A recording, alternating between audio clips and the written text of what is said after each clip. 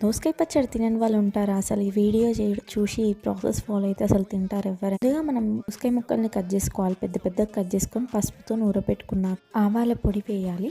ఆవాల పొడి వేసి మంచిగా మిక్స్ చేసి పక్కకు పెట్టుకోవాలి. ఈ గ్యాప్లో మనము ఇవన్నీ మిక్స్ చేసి పక్కకు పెట్టుకున్నాక మేమైతే ఇప్పుడు పచ్చడి పోపు విధానం అవన్నీ లాస్ట్ వీడియోలో టమాటో పచ్చడి వీడియోలో చూపించాను కదండి, అదే ప్రాసెస్ అన్నమాట. సో ఇప్పుడు అల్లం పేస్ట్ వేయొద్దు అనమాట. దీంట్లో వెల్లుల్లి పేస్ట్ ఒక్కటే వేయాలి. సో వెల్లుల్లి పేస్ట్ ఫ్రెష్గా చేసుకొని వేసుకుంటే నిలువ పచ్చడి కాబట్టి ఫ్రెష్గా ఉంటుంది. సో పచ్చడి పోపు విధానం మనం లాస్ట్ వీడియోలో చూసాం కదా. సో ఆ పచ్చడి పోపు కాగానే దీంట్లో వేసి మంచిగా మిక్స్ చేసుకోవడమే.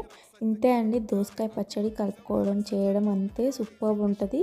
అండ్ దోసకాయ ముక్కలు కూడా ఎంత కసకస సౌండ్ వస్తే తింటుంటే ఎంత బాగుంటుంది అంటే నా నోట్లో వాటర్ వస్తున్నాయి. మళ్ళీ ఇప్పుడు నైట్ రొట్టెలకు కూడా బాగుంటుందండి ఇది. Please do like and subscribe for more videos.